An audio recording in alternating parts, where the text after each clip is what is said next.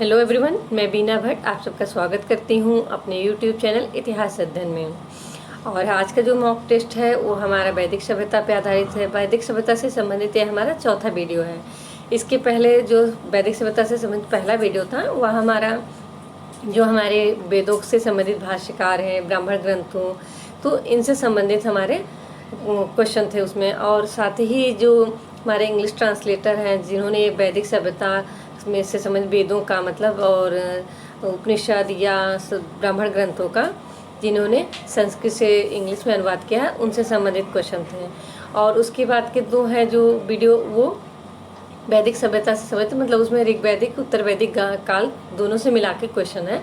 और आज का भी वीडियो जो है हमारा वो वेदों से संबंधित है। वेदों के अंतर्गत जैसे कि वैदिक सभ्यता के अंतर्गत हम जानते हैं कि वेद, ब्राह्मण ग्रंथ, उपनिषद, आरण्यक, इन सब से संबंधित क्वेश्चन हैं।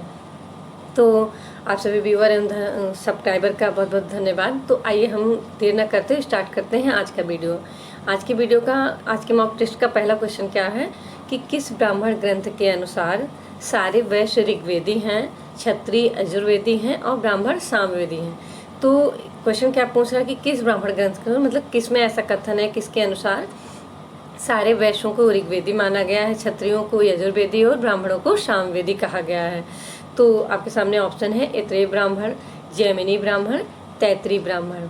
तो इसका सही उत्तर है तैत्रीय ब्राह्मण। अब तैत्रीय ब्राह्मण अगर है इसका तो इसके संबंधित तो कुछ फैक्ट देखते हैं कि जैसे पूछ ले कि तैत्रीय ब्राह्मण किस वेद का ब्राह्मण ग्रंथ है, तो यजुर्वेद का।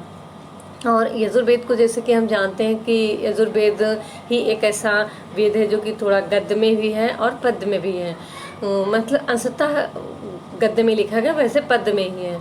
और साथ में ही वो दो भागों में डिवाइड होता है जैसे कि शुल्क यजुर्वेद और कृष्ण यजुर्वेद में कहते हैं। तो अगर इससे भी ऐसे भी ऑप्शन में हो सकता है कि आ जाए कि तैत्रीय ब्राह्मण यजुर्वेद के की शाखा से संबंधित कृष्ण यजुर्वेद या शुल्क यजुर्वेद। तो ये कृष्ण यजुर्वेद का ब्राह्मण ग्रंथ है। और इसी में क्या कहते हैं कहा गया है कि सारे वैश्य ऋग्वेदी, क्षत्रिय यजुर्वेदी और ब्राह्मण सामवेदी।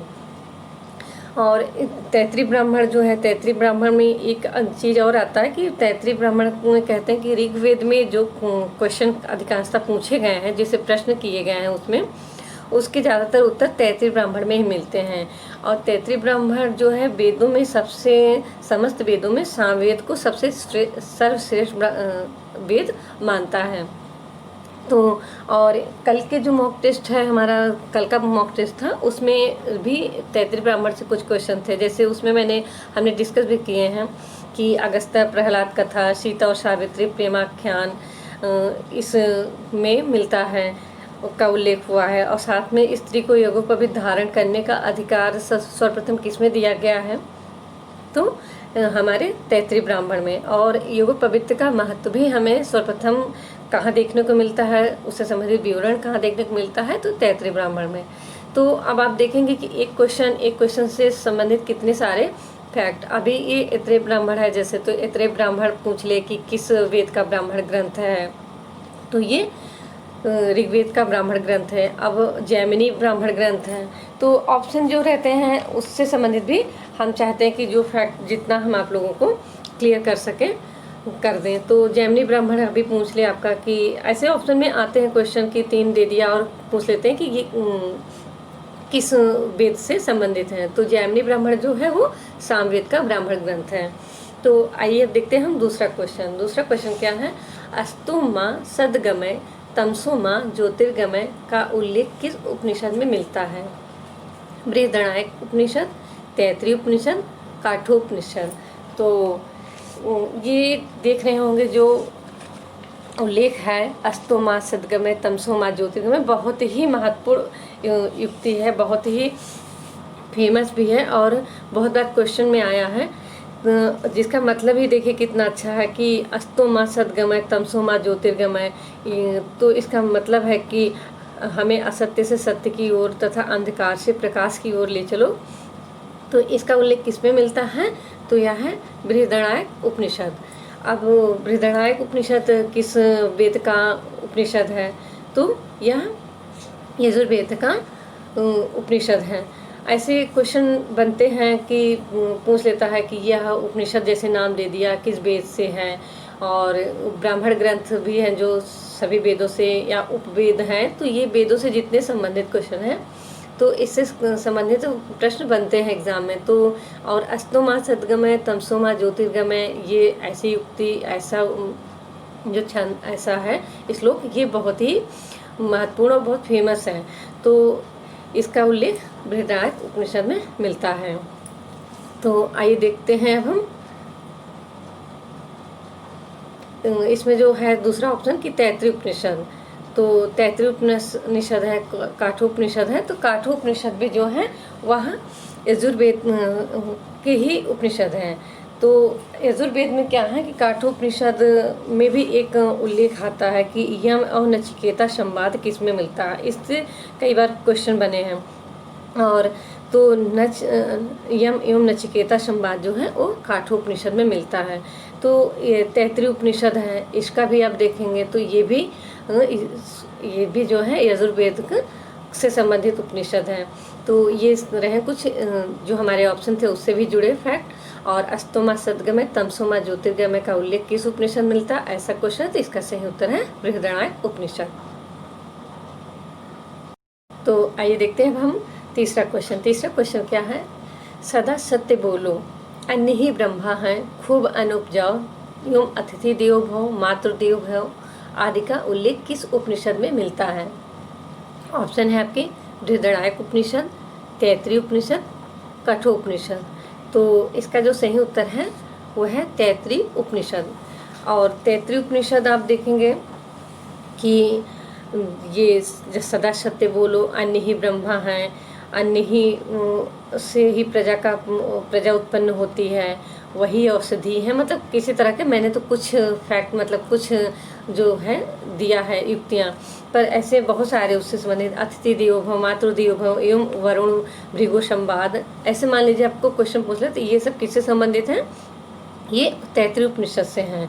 और तैत्तिरीय उपनिषद के एक से संबंधित एक अगर ऐसा कुछ आ जाए कि तैत्तिरीय उपनिषद के कितने भाग हैं, तो इसके 3 भाग हैं, शिक्षावल्ली, ब्रह्मानंदवल्ली, नंदवल्ली एवं भृगुवल्ली। तो इसके अगर ऐसा कभी क्वेश्चन बन जाता है तो आप याद रखें कि तैत्तिरीय उपनिषद के कितने भाग हैं, तो 3 भाग हैं। और इसमें गुरु एवं शिष्य के व्यवहारों की आदर्श रूपरेखा भी खींची गई है। और जैसा कि दीक्षांत समारोह होता है, उपदेश दिया जाता है, इस सब का विशद वर्णन हमें तैत्तिरीय उपनिषद में ही देखने को मिलता है। और तैत्तिरीय उपनिषद से आप एक बहुत ही इम्पॉर्टेंट फैक्ट है कि अगर आपसे ऐसा क्वेश्चन आ जाता है ना, जैसे कि महावीर स्वामी किस दर्शन से प्रभावित थे या उन किससे संबंधित हैं, तो ऐसे इसमें अगर आ जाता है कि बुद्ध के अष्टांगिक मार्ग का स्रोत क्या है, तो तैत्तिरीय उपनिषद है। तो आप इसको याद रखिएगा, ये काफ़ी इम्पोर्टेंट है, इसलिए मैंने इसमें डिस्कस किया। और जैसा कि क्वेश्चन पहला है, देख लीजिए कि सदा सत्य बोलो, अन्य ही ब्रह्मा है, खूब अन्न उपजाओ एवं अदिति देवो भव, मातृदेव भव आदि का उल्लेख किस उपनिषद में मिलता है, तो तैत्तिरीय उपनिषद में। तो आइए देखें क्वेश्चन नंबर 4। क्वेश्चन नंबर 4 क्या है, मित्र की दृष्टि से मैं सभी प्राणियों को देखूं और सभी लोग एक दूसरे को मित्र की दृष्टि से देखें। उपरोक्त युक्ति किस वेद में वर्णित है। तो इसका जो सही उत्तर है, पहले ऑप्शन देखिए, ऋग्वेद, यजुर्वेद, सामवेद। और क्वेश्चन में एक बार फिर से रिपीट करती हूँ, मित्र की दृष्टि से मैं सभी प्राणियों को देखूं और सभी लोग एक दूसरे को मित्र की दृष्टि से देखें, यह युक्ति किस वेद से संबंधित है। तो आपका ये सही उत्तर है यजुर्वेद। ये जो यजुर्वेद है उससे संबंधित है कि मैं सभी को मित्र की दृष्टि से देखूं और सभी प्राणी एक दूसरे को मित्र की दृष्टि से देखें। और इससे संबंधित फैक्ट में अभी तो काफ़ी आगे हैं, उसमें देखते हैं। आइए देखते हैं क्वेश्चन नंबर 5। क्वेश्चन नंबर 5 क्या है, प्रसिद्ध उक्ति तत्त्वमसि निम्न में से किस उपनिषद में मिलती है। छांदोग्य उपनिषद, मांडुक्य उपनिषद, श्वेताश्वर उपनिषद। तो इसका सही उत्तर है छांदोग्य उपनिषद। छांदोग्य उपनिषद अब इससे देखिए संबंधित, जैसे कि ये किस वेद का उपनिषद है, तो ये सामवेद से संबंधित उपनिषद है।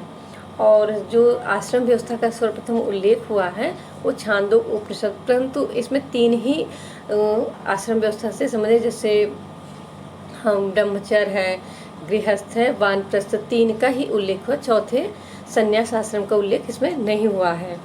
और प्रसिद्ध उक्ति तत्वमसि जो है वो किस उपनिषद मिलती है? छांदोग उपनिषद में।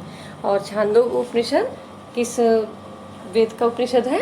तो सामवेद का।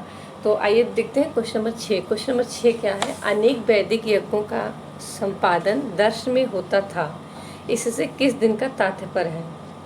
अनेक वैदिक यज्ञों का संपादन दर्श में होता था, इससे किस दिन का तात्पर्य है? अमावस्या का, पूर्णिमा का, एकादशी का। देखिए ये क्वेश्चन जो है ये अभी 2019 के नेट जेआरएफ एग्ज़ाम में पूछा गया है। तो इतना मुझे क्लियर नहीं है कि जून या दिसंबर वाले में, पर ये क्वेश्चन 2019 के एग्ज़ाम में पूछा गया है। तो इसका सही उत्तर है अमावस्या। तो अनेक वैदिक यज्ञों का संपादन दर्श में होता था, इससे किस दिन का तात्पर्य है? अमावस्या। तो आइए देखते हैं इस मॉक टेस्ट का हम 7वां क्वेश्चन। 7वां क्वेश्चन क्या है? निम्नलिखित में से किस ग्रंथ में इतिहास पुराण को पंचम वेद कहा गया है? निम्नलिखित में से किस ग्रंथ में इतिहास पुराण को पंचम वेद कहा गया है? छांदोग्य उपनिषद, मांडुक्य उपनिषद, श्वेताश्वर उपनिषद।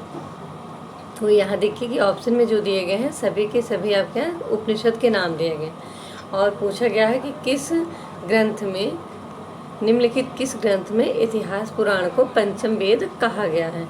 तो इसका सही उत्तर है छांदोग्य उपनिषद। तो छांदोग्य उपनिषद में इतिहास पुराण को पंचम वेद कहा गया है। और अब जैसे कि क्वेश्चन आपको अभी इसी मॉक टेस्ट में मैंने बताया है कि छांदोग्य उपनिषद पूछ ले कि किस उपनिषद से, किस वेद से का उपनिषद है, तो सामवेद का उपनिषद है। और छांदोग्य उपनिषद जो है सबसे प्राचीन उपनिषद है। और मांडुक्य उपनिषद, तो मांडुक्य उपनिषद किससे हैं? तो यह अथर्ववेद का उपनिषद है। और आइए देखते हैं हम क्वेश्चन नंबर 8। क्वेश्चन नंबर 8 क्या है कि किस संहिता को ब्रह्मा देव एवं श्रेष्ठ वेद कहा गया है? किस संहिता को ब्रह्मा देव एवं श्रेष्ठ वेद कहा गया है? ऑप्शन है अथर्ववेद, यजुर्वेद, सामवेद।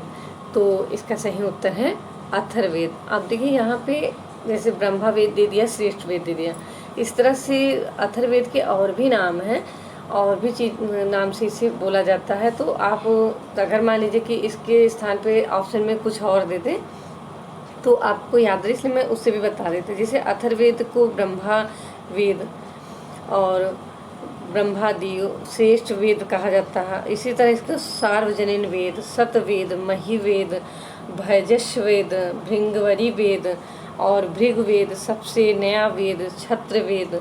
अगर ऐसे पूछ ले, स्त्रियों शूद्रों का वेद कहा जाता है, आम जनता का वेद कहा जाता है, जादुई मंत्र तंत्रों वाला वेद कहा जाता है। तो इससे इस सब क्या किसे कहा जाता है? अथर्ववेद के कई उपनाम हैं। तो अथर्ववेद को जैसे इसमें तो सिर्फ ब्रह्मा देव या ब्रह्मा वेद, श्रेष्ठ वेद कहा है, पर अगर पूछ ले कि सतवेद, महिवेद, मतलब ऐसे देखे किसके किस वेद के उपनाम हैं या अन्य नाम हैं, तो अथर्ववेद। तो अथर्ववेद संहिता के मतलब बहुत नामों से जाना जाता है। तो आइए देखते हैं अब इस मॉक टेस्ट का हम 9वां क्वेश्चन। 9वां क्वेश्चन क्या है? पुरुषमेध यज्ञ का उल्लेख सर्वप्रथम मिलता है। पुरुषमेध यज्ञ का उल्लेख सर्वप्रथम मिलता है। ऑप्शन है ऐत्रेय ब्राह्मण, जैमिनी ब्राह्मण, शतपथ ब्राह्मण। तो आप ऑप्शन देख रहे होंगे कि सभी के सभी 3 ऑप्शन है, तीनों ही ब्राह्मण ग्रंथ हैं, ऐत्रेय ब्राह्मण, जैमिनी ब्राह्मण या शतपथ ब्राह्मण। तो इसका सही उत्तर है शतपथ ब्राह्मण। अब देखते हैं क्वेश्चन नंबर 10। और क्वेश्चन नंबर 10 से पहले मैं कहना चाहूँगी कि आप जिन लोगों ने चैनल को सब्सक्राइब नहीं किया, प्लीज़ आप लोग चैनल को सब्सक्राइब कर लीजिए। और मॉर्निंग में डेली के वीडियो जो अपलोड होते हैं वो मॉर्निंग में होते हैं, जिससे कि आपको नोटिफिकेशन मिलती रहे। और आप लोगों ने अगर वीडियो नहीं देखा है तो प्लीज़ प्लेलिस्ट बना दिया गया है, जिसमें कि पहले के जो सारे सैंधव सभ्यता से पहले के जितने वीडियो हैं वो एक प्लेलिस्ट में हैं, और सैंधव सभ्यता पे आधारित जो 7 वीडियो हैं वो एक प्लेलिस्ट में हैं। और अभी ये हमारा जब कोई सीरीज चल रही है, अभी जो चल रही है हमारा वैदिक सभ्यता से, जिससे संबंधित ये हमारा चौथा वीडियो है, तो इसको भी अलग से प्लेलिस्ट बना देंगे। तो आप लोग देख रहे होंगे सभी के सभी क्वेश्चन जो भी मैं मॉक टेस्ट में लेके आ रही हूँ बहुत ही इम्पोर्टेंट है। और आप लोग रिवीजन प्लीज़ आप लोग डेली की वीडियो देखते रहिए और 1 बार 2 बार रिवीजन करते रहिए, क्योंकि आने वाले आपके जो भी अपकमिंग एग्ज़ाम है उसके पॉइंट ऑफ व्यू से बहुत ही इम्पोर्टेंट क्वेश्चन हैं, और जो कि आपको एग्ज़ाम में बहुत ही हेल्पफुल होंगे।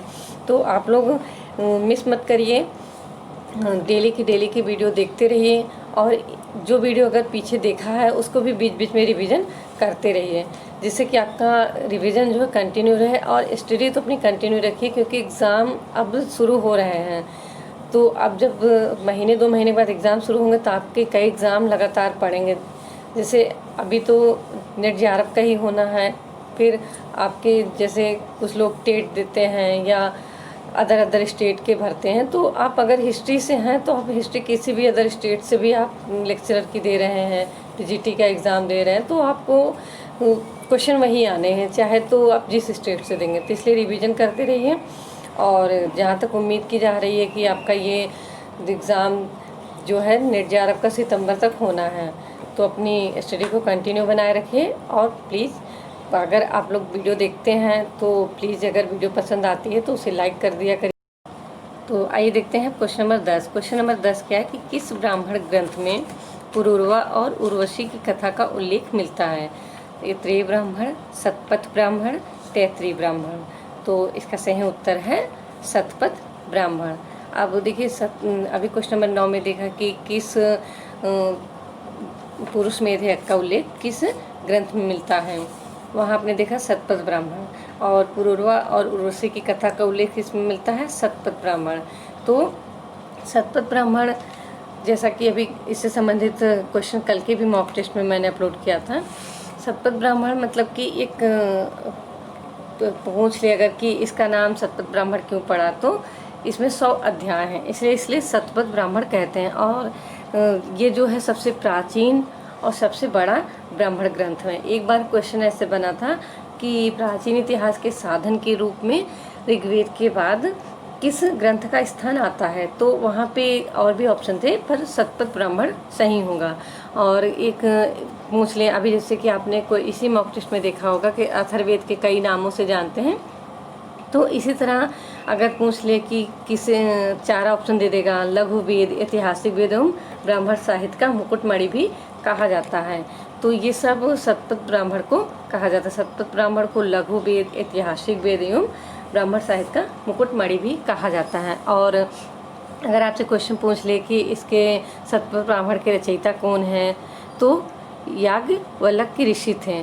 और जो बाद में इस पे भाष्य लिखा है तो हरिशौमित्र थे, जो इसके प्राचीनतम भाष्यकार हैं। और एक क्वेश्चन ये ऐसे भी बन सकता है, मान लीजिए कि सतपथ ब्राह्मण के कुछ कांडों की रचना किस ऋषि ने की है, याज्ञवल्क्य ऋषि के छोड़कर, मतलब कि कुछ कांडों की बस रचना उन्होंने की है, तो शांडिल्य ऋषि ने। इस तरह अगर देखा जाए तो सतपथ ब्राह्मण में 2 ऋषियों का योगदान है। और इससे सतपथ ब्राह्मण एक काफ़ी बड़ा ब्राह्मण ग्रंथ है। और बड़ा क्या मतलब कि ब्राह्मण ग्रंथों में सबसे प्राचीन और सबसे बड़ा ग्रंथ है, ब्राह्मण ग्रंथ है। और इससे संबंधित और भी क्वेश्चन बने हैं, जैसे कि जल पलावन की कथा का उल्लेख किसमें मिलता है। मैंने जैसे इसमें बनाया पुरूरवा और उर्वशी आख्यान किसमें मिलता है, पुरुष मेध का वर्णन इसमें मिलता है, विदेह माधव की कथा इसमें मिलती है। तो इससे संबंधित कई और याज्ञवल्क्य के मैत्री संवाद किसमें मिलता है। तो ये सारे फैक्ट मतलब इससे संबंधित बहुत तरह के क्वेश्चन बने हैं एग्ज़ाम में और बनेंगे ही। तो इस तरह से मैंने सारे जो मुझे बहुत इम्पोर्टेंट लगे सतपथ ब्राह्मण से इसीलिए इस वीडियो में मैंने डिस्कस किया है। तो ये रहे इस मॉक टेस्ट के 10 इम्पोर्टेंट क्वेश्चन। इसी तरह के 10 इम्पोर्टेंट क्वेश्चन के साथ हम कल मिलेंगे। आप लोगों का बहुत बहुत धन्यवाद। वीडियो को देखते रहिए और please like, share and comment कर दिया करिए। Thank you.